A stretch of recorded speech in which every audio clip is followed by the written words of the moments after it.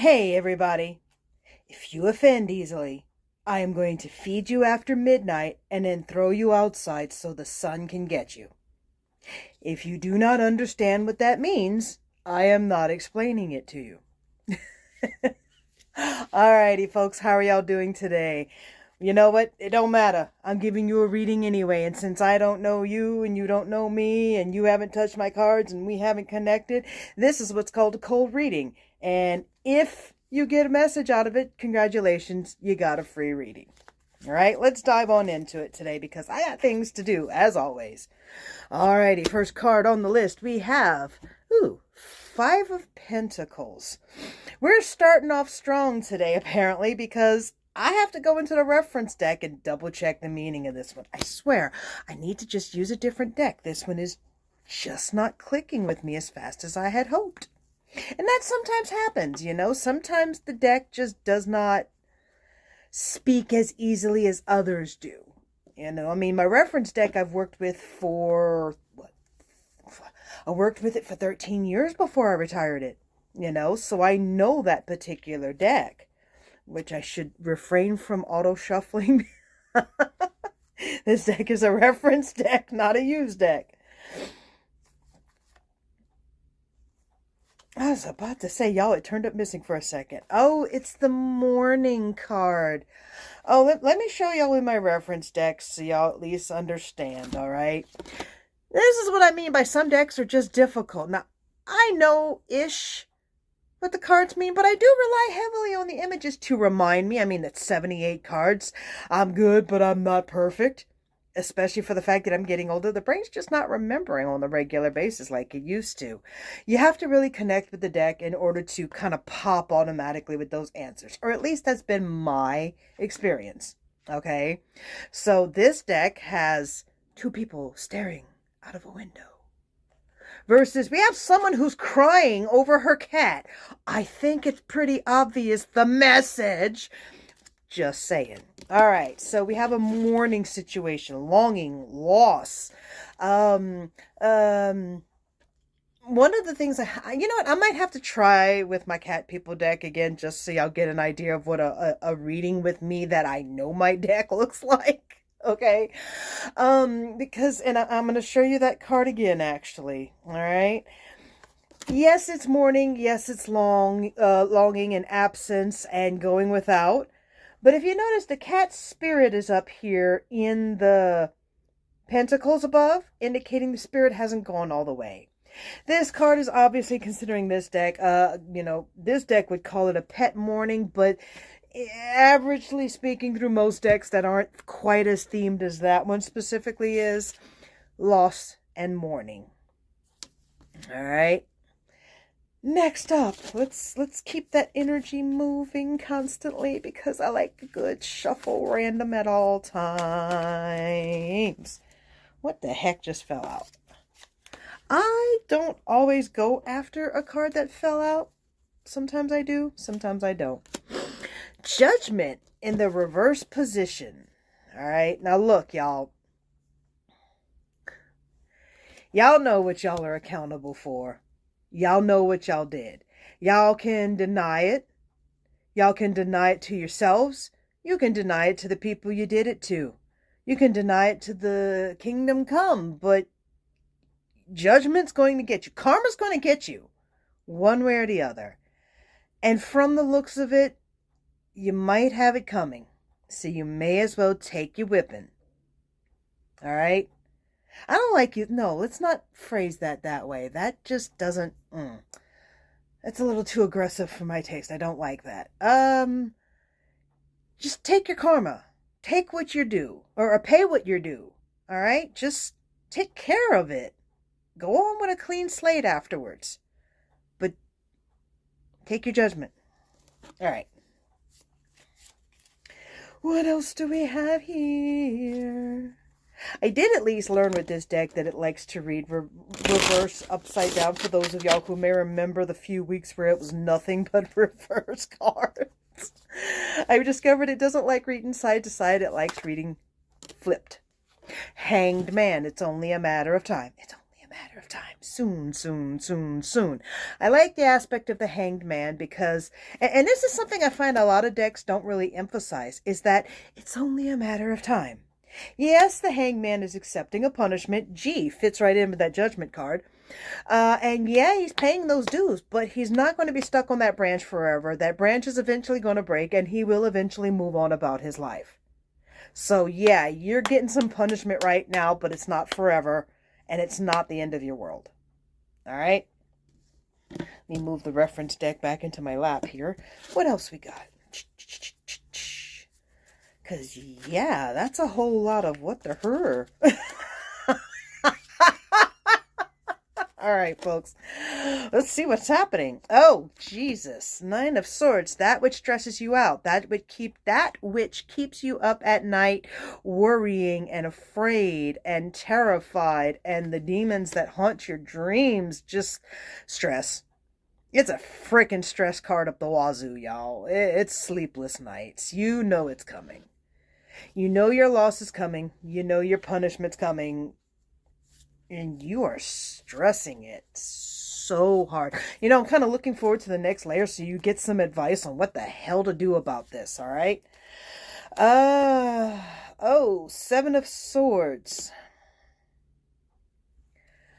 I always struggle with this card, and after so many times of looking it up, specifically that card, I still don't know. Off the top of my head, I still don't remember the Seven of Swords, y'all. I am hopeless. I swear I was a tarot reader for like 15, 16 years before I paused for a while. Okay, Seven of Swords, giving acknowledgement where it's due, giving proper respect. You wouldn't have won the battle without the others helping you. So part of your penance might be to actually go and thank and respect the people who got you there. All right, that might even be what the punishment's about. Like someone might be mad at you. Let's see what the next layer holds, okay? Because you really need some advice, whoever's going on, or whichever ones of y'all, because I'm sure in a worldwide of all the people who are probably not watching me right now, there's going to be more than one this probably applies to, all right? Oh, Queen of Cups. Okay, so this is coming off of your Mourning card, Five of Pentacles, and your Reverse Judgment. You can receive some atonement from the one who loves. I don't like being gender specific, so the fact that it's a queen, I don't care. He, she, they, them, all, I don't care. This is the one who loves, and unlike the king who would love very aggressively, or even just very adamantly or intensely, we have someone who's got a softer love here. Someone who's gentler, someone who's sweeter. All right? We have a nourishing aspect to this love, the kind that heals, truly heals. All right? So at the very least, you don't have to face your judgment alone, apparently. You still have to pay the price, but, oh, God, to put it in these terms, at least you get some good company in hell. Okay, God, I don't mean to keep giggling throughout this very stressful reading, but I think I'm just a bundle of nerves from all the new dietary stuff I've been on. I'm actually doing very well on my diet, y'all. I'm doing a low-fat keto, and it's going great. Alrighty, y'all don't want to hear about me. I want to hear the cards. Six of Cups, childhood innocence, childhood memories of times long ago, previous circumstances that you may remember fondly with an innocent heart. This is your Judgment. This is your Hanged Man. So this is your, potentially your ability to endure your punishment, or because it is a punishment, you really should focus on it so you don't screw up again. This may be pointing out to you what you stand to lose, or what isn't anymore somehow, because this is very much memories of the past. So this is not a current. So this would be you in your own personal limbo or purgatory or even hellscapes. It might even feel familiar, or you might meet people you knew from your past there. Who knows? But you have your memories. Coming off your Hanged Man and your Nine of Swords. So we have the punishment itself and the stress. Nine of Pentacles. Now this is uber growth here, okay? This is stupid abundance. I want to show you in the Cat People deck, not because I don't know it, because I'm telling you the reading, but I want to show it to you in the other context, okay? Oh, okay, that is actually a point that I like about this deck that may not apply to every deck. But it's the artisan, the craft, someone who is so good at what they've done, they've poured themselves into and become a part of their own output. You really want to deal with that nervous energy? You should probably dump it into creating. I mean, if you're stuck in limbo, make something, grow something, put your energy into something worthwhile and stop wasting it. Oh, okay, y'all. I'm trying not to giggle right after. Damn it, I messed up. All right.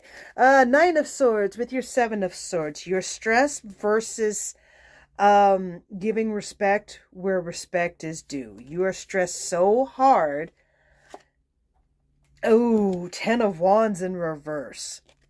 You got so stressed that it's like you're carrying the burden by yourself instead of receiving respect, and or the one you respected is not helping.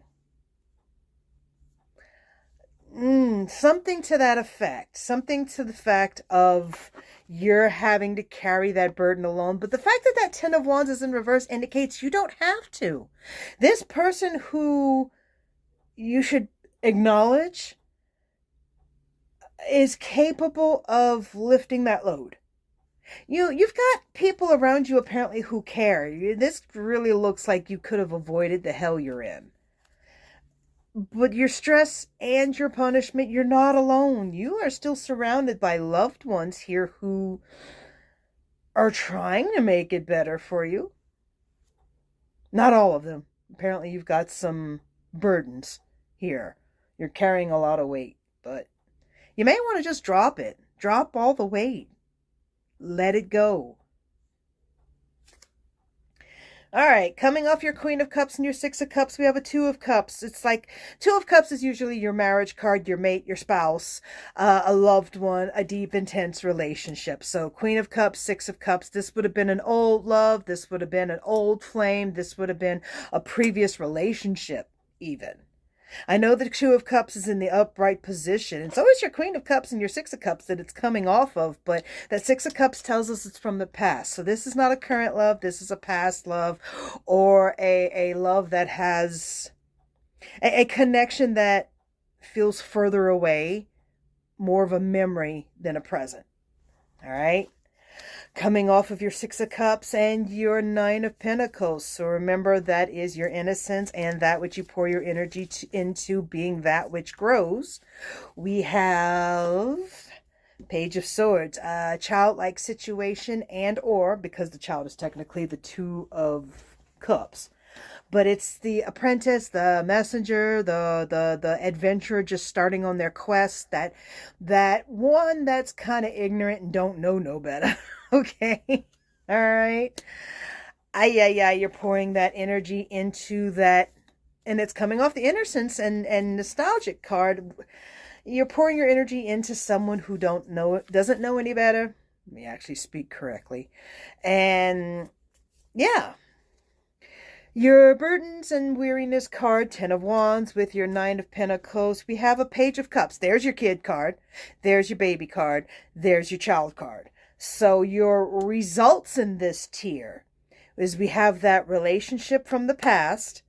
We have the baby and the baby who needs a lot of education and a lot of learning. So we have an apprentice, essentially, a growing apprentice. Your final results, the last two tiers, we're going into coming off your Two of Cups and your Page of Swords. So your connection, your deep relationship with the apprentice. We have the Sun card. We have a golden energy, and that's even great because the child is still right there in the card. So we have kid, kid, kid, kid, kid, kid. Go with the young one. Go with the youth. You're better off going in the other direction. Off of your Page of Swords and your Page of Cups, ooh, we have the Fool card. Still not saying you made the smartest choice, but what you gonna do? Life is. And nobody ever gets out of it unscathed. So, yeah, you're being an idiot, but have fun. I mean, you're gonna take that leap of faith. You're gonna have that. Oh God, I want to call it ignorant hope. Blind hope. Blind faith. You're stepping off the edge of that cliff, not knowing what's coming next, and forgetting the fact that it's a cliff. But you go right ahead. Final card, final overview. Your grand total end result for all of this.